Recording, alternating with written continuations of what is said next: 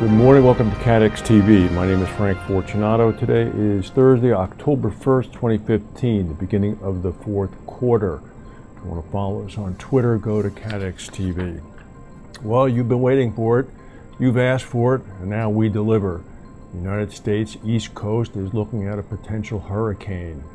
Hurricane Joaquin has gained power. It's now a Category 3 storm.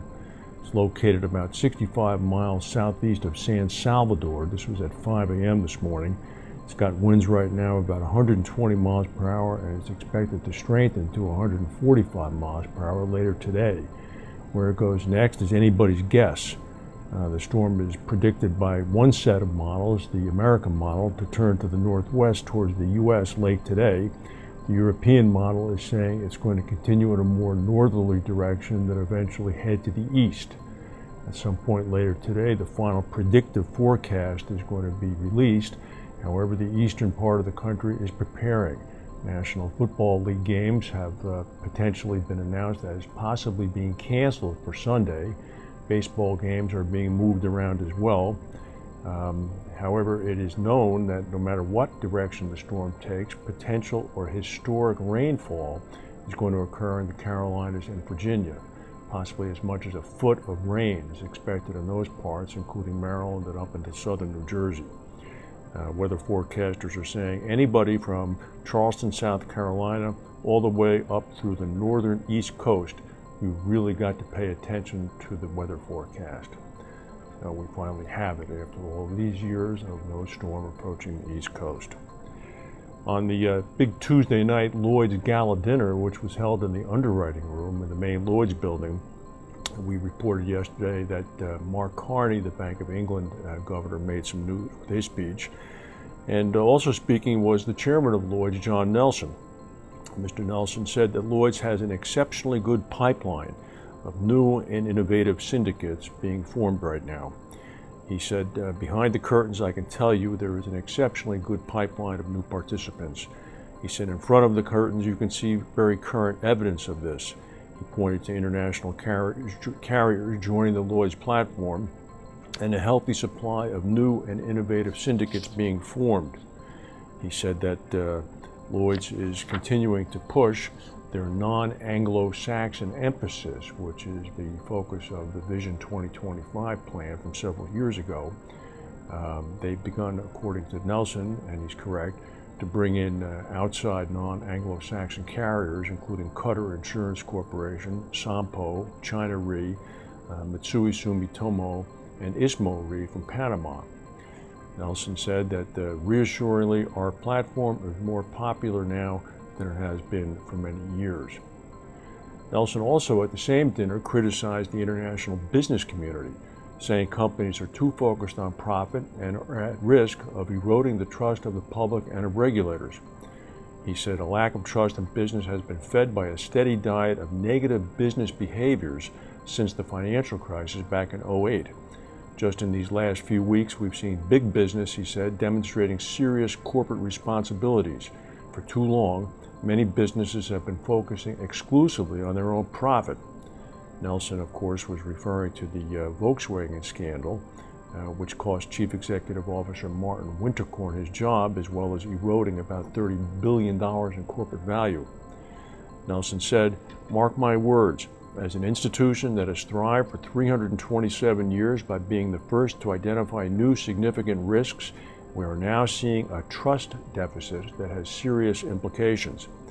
He said, "We can only make the case for open markets and trade and investment if businesses show greater transparency, greater social responsibility, and greater accountability when things go wrong."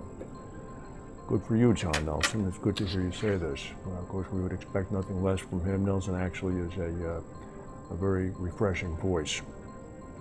Moodys, which is the rating service which identified a problem at Cooper Gay back in July, said that the broker does not have enough underlying profit from 2015 to cover its interest bill for the year, for the 12 months of the year. Moody said that the earnings before interest, tax, depreciation, and amortization was less than 1 times its interest that it was required to pay on the debt it holds in all of 2015. The ratings agency said that the broken group's debt remains more than 10 times their earnings before interest, taxes, depreciation, and amortization. They currently give Cooper Gay's corporate family of credit a B3 rating, which is not particularly good. The probability of default is B3-PD. There was another explosion in the Chinese city of Liuzhou. This is the community that had 13 explosions yesterday. It's near the border with Vietnam. The explosions yesterday killed 7 people and wounded 50 others. The bombs were apparently in parcels that were being delivered by a courier agency, which has been asked not to deliver anything today, sensibly enough. Police have ruled out terrorism. Apparently is a criminal offense that they're looking at, and they actually have identified a suspect. This is a quote from the last line in the Reuters story. Listen to this. Disaffected or mentally unstable Chinese people have set off explosions in public places in the past. Explosives are relatively easy to come by, as they are widely used in China's large mining industry. Reassuring. In Thailand, protesters have blocked access to several government websites over a plan to route all internet traffic through one single gateway. Protesters say this would make it easier for the military junta to monitor and censor communications. Government officials say they're not interested in monitoring or censoring anything, but say that the plan would save money and stop young people from accessing inappropriate sites. Critics charge it's designed to spy on and stifle political opposition, and forcing all of Thailand's internet traffic through a single choke point. Interestingly enough, Thailand has been advertising heavily in the Wall Street Journal and New York Times in the past 2 weeks in coordination with the UN General Assembly meeting, advertising itself as a warm and welcoming place for business. Yesterday, there were a number of Russian airstrikes in Syria, supposedly all performed at the direct request of President Bashar al-Assad.